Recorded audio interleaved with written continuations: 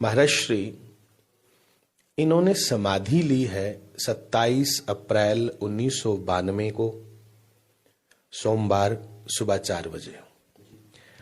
और 4 बजे जब समाधि ली उससे पहले इन्होंने पवित्र सरोवर में स्नान किया। आज भी लोग वहां स्नान करते हैं, हम सब भी वहां हर त्योहार को स्नान करते हैं।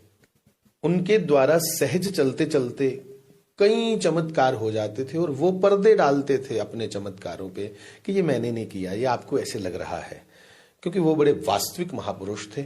चमत्कारों पे वो स्वयं भी विश्वास नहीं करते थे। उनमें से 2-4 लोग थे जिन्होंने लाइव, मैं कहूं बिल्कुल समाधि को जीवित देखा कि अग्नि बड़ी प्रचंड प्रज्वलित हो रही है और महाराज श्री के चौड़े सीने से मांस पिघल पिघल कर नीचे गिर रहा था। ये ज्ञान चाचा ज्ञान जी ने हमें बताया।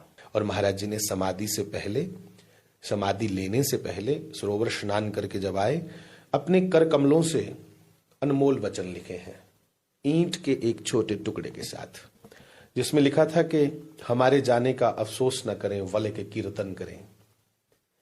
हमें चाहने वाले हमें ईंट पत्थरों की बनी हुई इमारतों में न देखते हुए किसी दरिद्र नारायण पेड़ पौधे वृक्ष लताओं के रूप में देखें। ये बहुत बड़ा इसके पीछे एक, मैं कहूं कि बड़ी सोच छुपी हुई है कि कल को हमें चाहने वाले नए पंथ की स्थापना न कर दें और जो मुझे चाहने वाले हैं वो मुझे गरीबों में देख लें।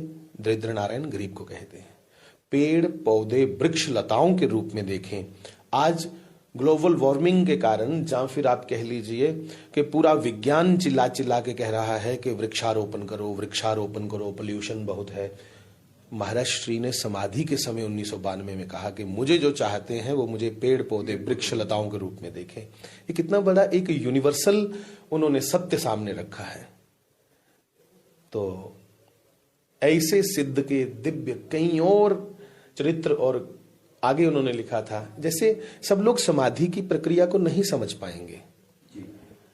एक मटेरियलिस्टिक आदमी जो सिर्फ मटेरियल में ही रहता है, सुबह से शाम तक पैसे बटोरने के चक्कर में, वो क्या समाधि पे बोलेगा, क्या समाधि को समझेगा। बहुत से कथा कथित, बहुत से मैं कहूं कि ऐसे लोग जो अपने आप को पंडित कहलाते हैं, जहां 4 ऐसे कुछ कथा कथित लोगों की किताबें पढ़ करके बोलना शुरू कर देते हैं समाधि की। उन्हें क्या मालूम समाधि के विषय में। हम भी पूरा नहीं जानते। सही कहूं, समाधि भाषा तो मैं कहूं ये शास्त्र की परम गोपनीय रहस्यमयी भाषा है। तो समाधि और मृत्यु, इसमें जमीन आसमान का फर्क है। मृत्यु वो है जिसमें मरने वाला भयभीत है, जिसमें मरने वाला मरना नहीं चाहता, और समाधि वो है जिसमें मरना शब्द ही नहीं है। जा मरने ते जग डरे मोरे मन आनंद, कब मरहूं कब पाऊंगी मैं पूर्ण परमानंद। महाराज श्री समाधि के समय भी मुस्कुराते हुए, समाधि के समय मानो जैसे कोई नदी समुद्र में मिलकर के समुद्र हो जाए, ये समाधि प्रक्रिया है।